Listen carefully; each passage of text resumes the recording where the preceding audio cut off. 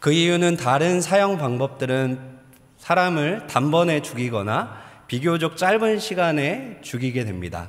그러나 십자가는 아주 오랜 시간 고통을 받으며 죽게 되기 때문에 십자가가 가장 끔찍하다라고 하는 것이죠. 일반적으로 건강한 성인 남자가 십자가에 못 박히게 되면 3일 내지 길게는 일주일 동안 십자가에 못 박혀 고통을 당한다고 합니다. 그러나 우리 주님 예수께서는 십자가에 달리신 지 6시간 만에 돌아가셨습니다. 오전 9시에 십자가에 달리셨고 오후 3시에 돌아가셨습니다. 이제 예수님의 시체를 수습하여 장례를 치르는 일이 남겨져 있습니다. 여러분, 예수님의 장례를 누가 주관하는 것이 좋을까요? 가족들끼리 모여서 조용하게 가족장으로 지내는 것이 좋을까요? 아니면 베드로를 중심으로 한 예수님의 제자들이 성대하게 예수님의 장례를 치르는 것이 좋을까요? 가족장으로 치르자니 예수님을 모실 무덤이 그들에게는 없었습니다.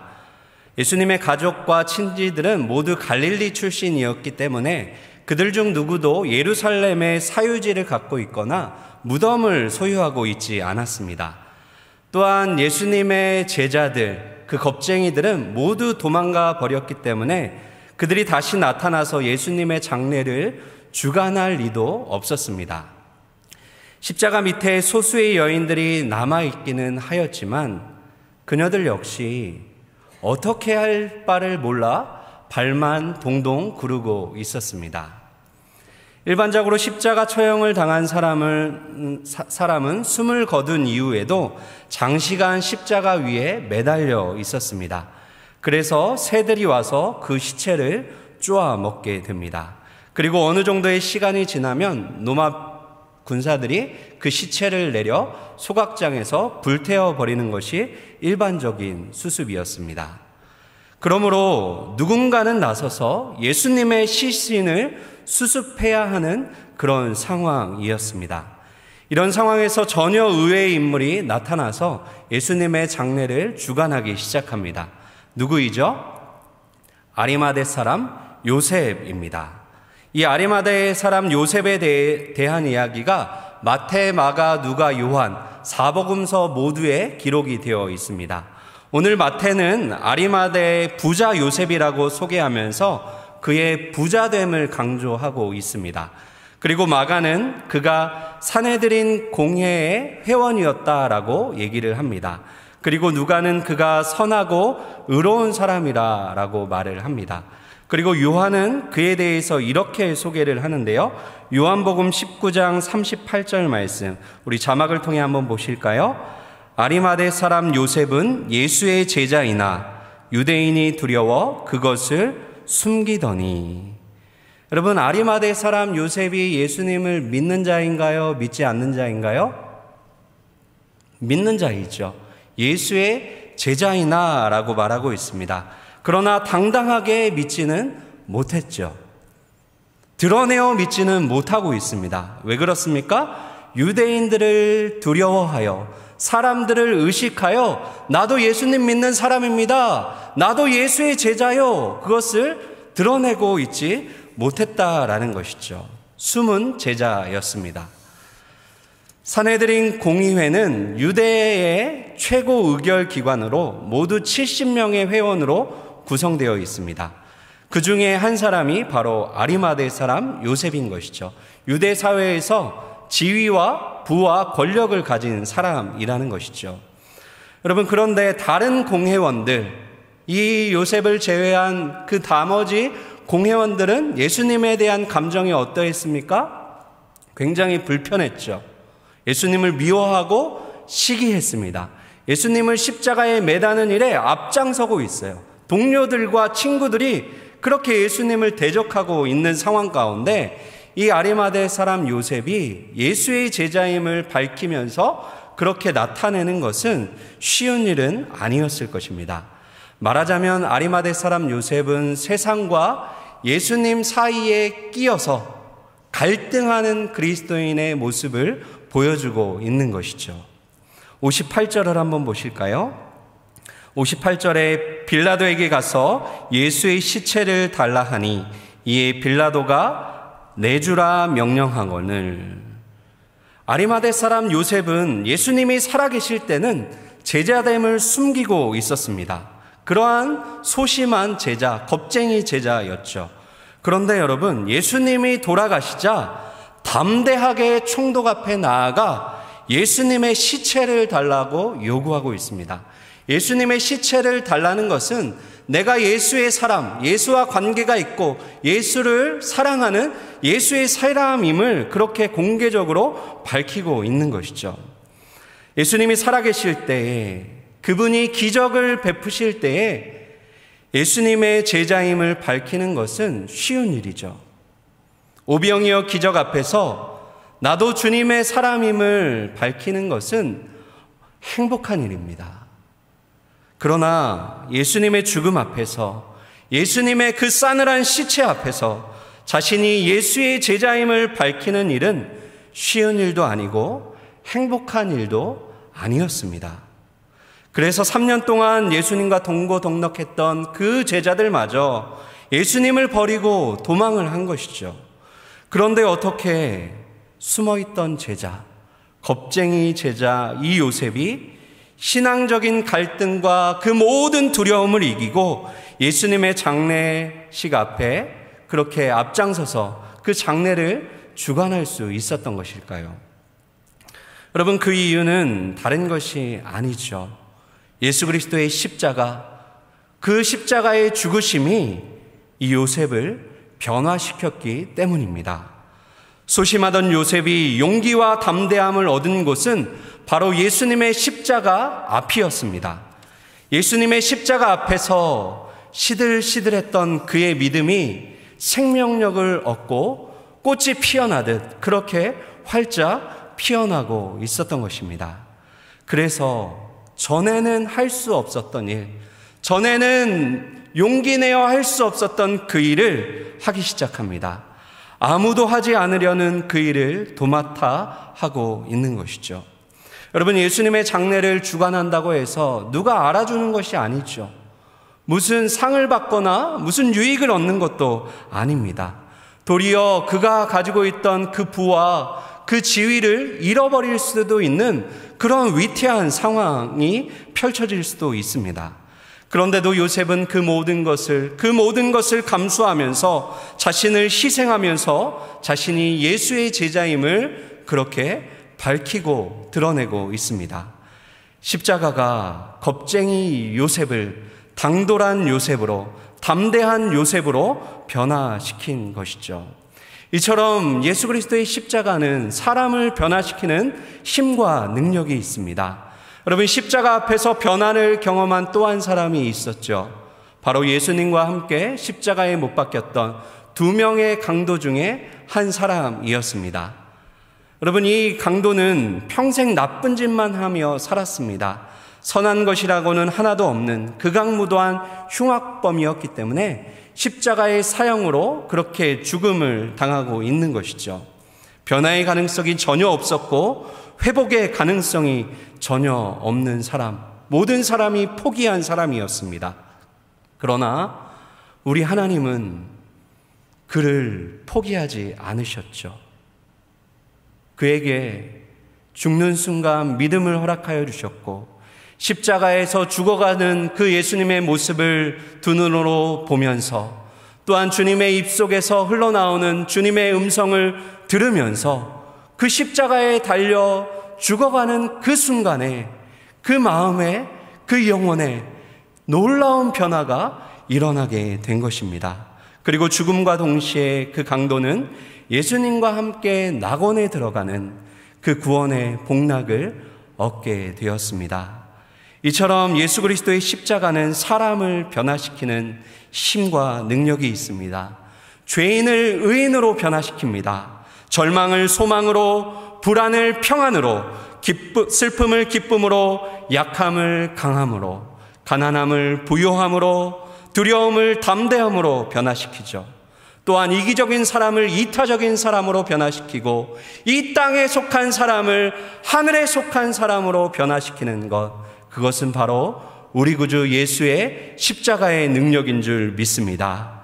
이러한 십자가의 변화시키는 능력이 오늘 이 시간 여러분들의 심령과 우리의 가정과 우리의 자녀들에게 임하기를 주님의 이름으로 축복합니다. 빌라도에게 예수님의 시체를 건네받은 요셉의 발걸음이 매우 분주했습니다. 왜냐하면 장례를 치를 수 있는 시간이 3시간 정도밖에 남지 않았기 때문입니다. 예수님께서 숨을 거두신 시각이 금요일 오후 3시였죠. 유대인들은 금요일 해가 지게 되면 그때부터 안식일이 시작됩니다. 토요일이 안식일인데 그 전날 밤 금요일 밤부터 안식일이 시작이 되는 것이죠. 따라서 금요일 해가 지면 하던 일을 모두 멈추어야 했습니다. 그렇기에 요셉은 부지런히 발을 움직이고 손을 움직여서 예수님의 시신을 수습하고 장례를 마쳐야 했습니다. 59절과 60절을 한번 보실까요? 59절에 요셉이 시체를 가져다가 깨끗한 세마포로 싸서 바위 속 판 자기 새 무덤에 넣어 두고 큰 돌을 굴려 무덤 문에 놓고 가니. 먼저 이 요셉이 예수님의 시체를 가져다가 정성스럽게 그 시체를 씻겼습니다. 그리고 깨끗한 세마포, 값비싼 그 세마포를 가지고 예수님을 쌌습니다. 그리고 자신을 위해 마련해 둔 그 무덤, 그 새 무덤, 누구도 사용하지 않았던 그 귀한 무덤에 이제 예수님의 시신을 넣고 큰 돌을 옮겨서 무덤 문을 닫았습니다. 그 후에 아리마대 요셉은 이제 그 무덤을 떠나 집으로 돌아갔습니다. 그런데 여러분, 무덤을 떠나지 않고 그 무덤을 끝까지 지키고 있던 사람들이 오늘 본문에 등장합니다. 누구입니까? 61절에입니다. 61절 보시면 거기 막달라 마리아와 다른 마리아가 무덤을 향하여 앉았더라. 무덤 주인인 이 요셉도 그 장례가 모두 끝났기 때문에 집으로 돌아간 그 순간에도 이 여인들은 차마 발걸음이 떨어지지가 않습니다. 이 여인들은 끝까지 예수님의 곁을 지키고 있는 것이죠. 예수님이 십자가에 달리셨을 때에는 십자가 아래서 예수님을 지키고 있었고, 예수님이 시체가 되었을 때에는 무덤문 앞에 앉아 예수님의 곁을 지키고 있는 것입니다. 무슨 해야 할 일이 남아있기 때문에 어떤 일을 해야 해서 그곳에 남아있는 것이 아니었습니다. 예수님을 그저 너무나 사랑하기 때문에, 그분께 받은 사랑의 빛이 너무나 크기 때문에 무덤을 향하여 그 여인들은 예수님을 바라보며 그곳에 앉아 있는 것이죠. 그녀들이 할 수 있었던 일은 끝까지 예수님의 곁을 지키며 그분을 바라보는 것, 그것이 전부였습니다. 여러분, 아리마대 요셉이 주님을 위해 행한 그 일, 그 큰 일에 비하면 이 여인들이 하고 있는 일은 너무나 사소해 보이고 미미해 보입니다. 아무런 일도 하지 않고 그냥 앉아서 구경만 하는 것처럼 보입니다. 그러나 사랑하는 성도 여러분, 하나님이 주신 부와 지위를 가지고 이 아리마대의 요셉이 감당해야 할 몫이 있었고, 또 하나님이 주신 그 달란트를 가지고 이 여인들이 감당해야 할 몫이 있었던 것입니다. 그러니 하나님 앞에서는 큰 일이 따로 있고 작은 일이 따로 있는 것이 아니라 모두가 주님의 일인 것이죠. 이 여인들은 아무런 일도 하지 않는 것처럼 보이나 지금 무덤문 앞에 앉아 그 무덤을 바라보며 주님의 일을 하고 있었던 것입니다. 여기에 대해 어거스틴은 이런 말을 남겼습니다. 우리가 주님을 위해서 아무것도 할 수 없다 하여도 이 여인들처럼 주님을 바라보고 있을 수만 있다면 그건 역시 축복이다. 이러한 축복이 저와 여러분들에게도 있기를 원합니다. 해가 지고 밤이 찾아오자 이 여인들도 집으로 돌아가야만 했습니다. 그리고 시간은 흘러 다음날 아침 해가 떠올랐습니다. 62절을 한번 볼까요? 그 이튿날은 준비일 다음 날이라 대제사장들과 바리새인들이 함께 빌라도에게 모여 이르되. 여러분, 시간의 표현이 지금 나오고 있는데 마태가 표현을 참 어렵게 하고 있어요. 그 이튿날은 준비일 다음 날이라고 했는데 이날은 무슨 요일이죠? 토요일, 유대인의 안식일입니다. 예수님이 돌아가신 날이 금요일이고 그날은 준비일이죠. 그리고 그 이튿날은 안식일, 토요일입니다. 그러면 토요일이라고 하면 되는데 안식일이라고 하면 되는데 표현을 굉장히 어렵게 하고 있죠. 이날은 유대인의 안식일 중에서도 그 1년 중에 가장 중요한 안식일로 여겨지는 유월절 안식일이었습니다. 잔칫날 중에서도 가장 중요하고 큰 잔칫날이었다라는 것이죠. 뿐만 아니라 우리 구주 예수께서 친히 유월절 어린 양이 되사 십자가에서 모든 구원을 이루시고 처음으로 맞는 유월절 안식일이었습니다. 그동안 모두가 기다리고 고대하고 바랬던 진짜 잔치가 시작되는 유월절의 어린 양의 잔치가 막 시작된 그날 아침이었습니다. 그러나 여러분, 이날 아침 대제사장과 바리새인들은 안식을 누리지 못하고 잔치의 기쁨을 누리지 못하고 불안함 가운데 분주하게 움직이기 시작합니다. 그들은 아마 전날 밤 잠을 한숨도 못 잤을 것입니다. 그리고 날이 밝자마자 빌라도를 찾아갑니다. 여러분, 유대인의 가장 큰 명절 유월절, 그것도 안식일에 성전으로 가야 할 이 종교 지도자들이 예루살렘 성전으로 그 발걸음을 옮기지 않고 이방인 총독 빌라도를 찾아가고 있습니다. 이 모든 행동은 안식일을 범하는 행동일 뿐만 아니라 유대인들이, 종교 지도자들이 그렇게 지키기를 원했던 스스로의 몸을 더럽히는 행동이었습니다. 여러분, 요한복음 18장 28절을 한번 보실까요? 자막을 보시면 그들이 예수를 가야바에게서 관정으로 끌고 가니 새벽이라 그들은 더럽힘을 받지 아니하고 유월절 잔치를 먹고자 하여 관정, 빌라도의 관정입니다. 관정에 들어가지 아니하더라. 여러분, 이 말씀의 시점은 금요일 새벽이죠. 예수님이 죽기 전에, 예수님을 빌라도의 재판에 넘기기 전 새벽, 그날 그 아침입니다. 그런데 이 유대 종교 지도자들이 빌라도를 찾아가면서 관정으로 들어가고 있나요? 들어가지 않죠. 안식일 전날임에도 불구하고 유월절 잔치를 더럽히지 아니하고 자신들의 몸을 더럽히지 아니하고 먹기 위하여 관정에 들어가지 아니합니다. 유대인들의 이러한 관습을 잘 아는 빌라도 총독이 그래서 밖에 나와서 그들과 함께 재판을 하게 됩니다. 여러분, 유대 종교 지도자들은 안식일을 범하는 것을 죽기보다 싫어하는 사람들입니다. 그런데 왜 안식일 전날에도 하지 않았던 그 일을 안식일 당일에 스스럼 없이 하고 있는 것일까요? 왜 스스로를 더럽혀 가면서까지 빌라도의 문지방을 넘어서고 있는 것일까요? 그 이유를 3절에서 확인하게 되죠. 3절 한번 보실까요? 주여, 저 속이던 자가 살아있을 때에 말하되 내가 사흘 후에 다시 살아나리라 한 것을 우리가 기억하노니. 여러분, 이 종교 지도자들의 생각 가운데 기억난 것이 있었습니다. 그것은 예수님께서 말씀하셨던 부활의 약속, 내가 죽은 후 사흘 만에 다시 살아날 것이다, 이 말씀을 이 종교 지도자들이 기억하고 있어요. 그 기억된 말씀 때문에 빌라도를 찾아가고 있는 것이죠.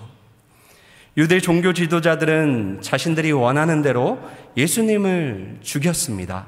처형을 하였어요. 눈에 가시와 같던 그 예수를 합법적인 로마의 정부의 승인을 받아서 십자가에 매달았습니다. 그렇다면 여러분, 그 속이 시원해야 되지 않습니까? 예수만 없다면 행복할 것 같았는데 그들이 예수를 죽였다면 행복해야 하는 것 아닙니까? 그런데 이들은 몹시 불안해하고 있습니다. 몹시 초조해하고 있어요. 왜 그렇습니까? 예수님의 부활을 의식하고 있기 때문이죠. 그들은 예수님의 부활 때문에 신경이 곤두세워져 있었습니다. 예수님의 제자들마저 그 부활의 약속을 모두 다 잊어버린 그 시간, 아무도 예수님이 다시 살아날 것을 기대하지 않던 그 시간, 이 예수님을 죽였던 원수들이 그 부활의 약속을 기억하며 불안해하고 초조해하고 있는 것이죠. 사랑하는 여러분, 하나님의 약속이 우리에게 주는 복은 참 많죠. 하나님의 약속을 기억하는 사람, 하나님의 말씀을 사랑하는 사람에게 주어지는 복은 너무나 많이 있습니다. 그런데 그 중에 하나가 그 말씀을 기억하고 그 말씀을 사랑하는 사람에게는 큰 평안이 주어집니다. 여러분, 시편 19편 165절을 한번 보실까요? 시편 119편 165절, 우리 자막을 통해 한번 같이 읽겠습니다. 주의 법을 사랑하는 자에게는 큰 평안이 있으니 그들에게는 장애물이 없으리이다. 내가 처한 형편이 너무나 고단하고 나의 현실이 너무나 괴롭고 힘들어서 우리가 그것만 생각하면 불안하고 그것만 생각하면 두렵다가도 우리에게 주신 그 약속의 말씀을 기억하는 그 순간, 그 말씀을 믿음으로 붙잡는 그 순간, 그 말씀이 나에게 큰 평안을 주고 그 말씀이 나에게 큰 기쁨을 주는 것이죠. 그러나 예수님께서 하신 부활의 말씀을 기억하고 있는 이 유대 종교 지도자들의 마음 가운데 큰 평안이 임한 것이 아니라 큰 불안함이 더하여졌습니다. 예수님을 제거하면 편해질 줄 알았고 예수님을 죽이면 행복해질 줄 알았는데 행복하지가 않고 오히려 더 불안한 것이에요. 자신들이 원하는 목표를 달성했는데도, 노력하고 애쓰고 수고하여 원하는 것을 손에 넣었는데도 평안함은 없고 불안만 더해가고 있는 그런 상황인 것이죠. 여러분, 이것은 비단 그 먼 옛날 종교 지도자들만의 이야기는 아니겠죠. 오늘을 살아가는 이 시대의 공통적인 이야기이기도 합니다. 오늘날 전 국민의 25%가 불안장애를 겪고 있다라는 통계가 있습니다. 그만큼 우리는 불안의 시대를 살고 있습니다. 여기저기서 들려오는 소식이 끊임없이 우리를 불안하게 합니다. 코로나의 소식들과 또한 전쟁의 소식들이 우리를 불안하게 만듭니다. 여러분, 일상적으로 불안감을 느끼는 것은 자연스러운 일입니다. 하지만 불안감이 지속적으로 나타나서 내가 통제할 수 없다면, 그래서 정상적인 일상의 삶을 살아가기가 어렵다면 그것을 불안장애라고 이렇게 진단을 내리게 됩니다. 그런데 여러분, 불안장애를 겪고 있는 사람들의 여러 가지 특징 중에 하나는 그 사실 그대로 받아들이지 않는다는 거예요. 사실을 왜곡해서 자기가 해석한 대로 받아들입니다. 그래서 사실을 부정하게 되는 것이죠. 특별히 건강염려증을 갖고 계신 분들, 질병 불안 장애를 갖고 계신 분들을 보면 의사나 약사의 의료 전문가의 말도 듣지를 않습니다. 의사 선생님이, 약사 선생님이 객관적인 사실에 근거하여 그렇게 사실을 이야기해줘도 자신의 증상에 대해서 이미 비극적인 결론을 내렸습니다. 그래서 전문가의 말이 들리지 않죠. 그러니까 그 마음 가운데 일어나는 그 불안, 그 염려를 잠재울 방법이 없는 거예요. 오늘 본문에 나오는 종교 지도자들의 모습이 이와 같죠. 64절을 한번 볼까요? 64절에 보시면, 그러므로 명령하여 그 무덤을 사흘까지 굳게 지키게 하소서. 그의 제자들이 와서 시체를 도둑질하여 가고 백성에게 말하되 그가 죽은 자 가운데서 살아났다 하면 후에 속임이 전보다 더 클까 하나이다 하니. 여러분, 총독을 찾아가서 하는 말이 이것이죠. 그의 제자들이 와서 예수님의 시체를 도적질한 후에 예수가 살아났다, 예수가 부활했다라는 거짓 소문을 퍼뜨릴 것입니다. 그러니 그 무덤을 지켜야 합니다. 여러분, 예수님을 버리고 도망한 제자들이 갑자기 나타나서 예수의 시체를 훔쳐갈 리가 없습니다. 그런데 자신들의 마음이 불안하니까 거짓된 것을 사실로 받아들이면서 소설을 쓰고 있는 것이죠. 6월절 안식일에 그들이 평안하지 못하고 불안 가운데, 거짓 가운데 사로잡힐 수밖에 없었던 그 이유는 그들에게 돈이 없었기 때문이 아니죠. 그들에게 권력이 없기 때문에 불안한 것이 아니었습니다. 그들은 부와 권력을 다 가진 성공한 인생을 남부럽게 사는 그러한 사람들이었습니다. 그러나 그들이 평안할 수 없었던 이유, 그들이 분안할 수밖에 없었던 이유는 그들이 예수의 사람이 아니었기 때문입니다. 63절 말씀 한번 보실까요? 주여, 저 속이던 자가 살아있을 때에 말하되 내가 사흘 후에 다시 살아나리라 한 것을 우리가 기억하노니. 유대의 지도자들이 총독을 향하여 사용한 호칭이 무엇이죠? 주여라고 총독을 부르고 있습니다.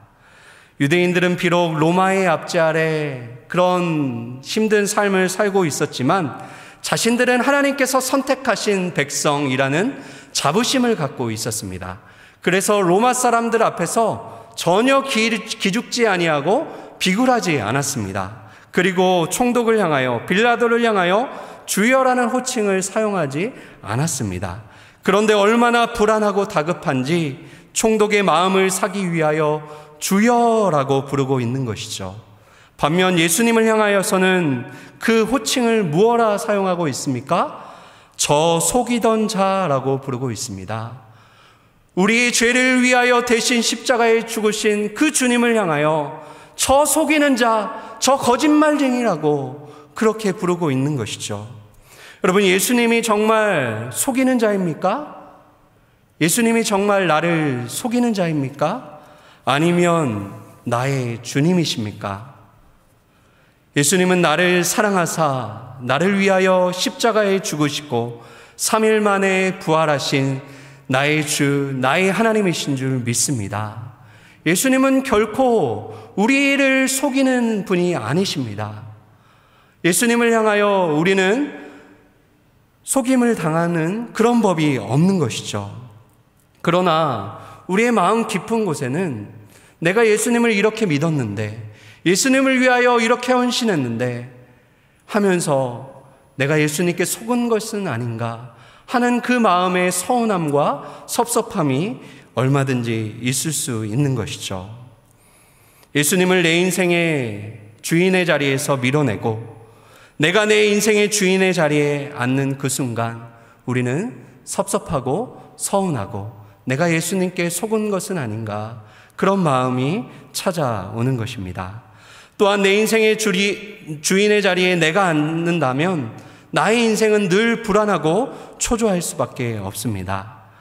사랑하는 성도 여러분, 나를 괴롭히며 나를 힘들게 하는 이 불안과 두려움의 문제를 해결하는 유일한 길은 하나님이 내 인생의 주인이시요 나의 아버지이심을 확인하며 그분의 사랑 안에 안정감을 누리는 것입니다.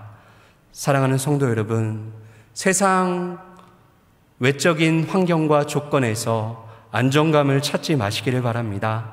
사람들의 평판에서 안정감을 찾지 마시기를 바랍니다.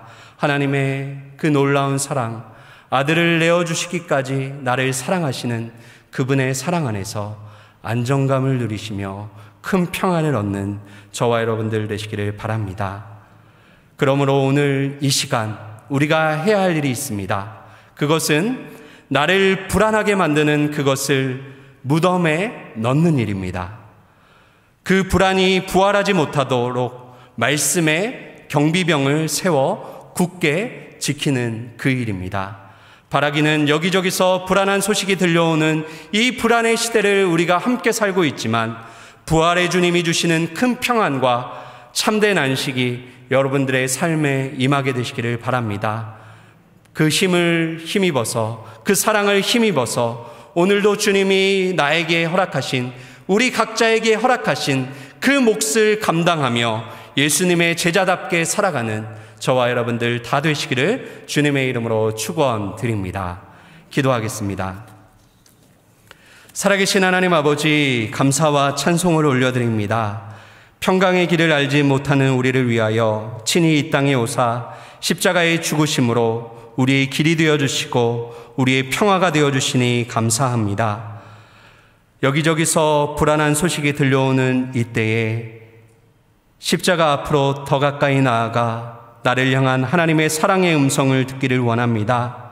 그 사랑으로부터 참된 안식과 큰 평안을 누리며 살게 하여 주옵소서. 외적인 환경이나 사람들의 평판에서 안정감을 찾지 않게 하여 주시고 십자가를 통하여 확증된 하늘아버지의 사랑 안에서 안정감을 누리며 살게 하여 주옵소서. 날마다 십자가 밑에 나아가 오늘을 살아갈 삶의 용기를 얻게 하여 주시고 그 힘을 힘입어 주와 복음을 위하여 내가 감당할 몫을 묵묵하게 감당하는 주님의 제자들 다 되게 하여 주옵소서. 감사드리며 평화의 왕이신 예수님의 이름으로 기도하옵나이다. 아멘.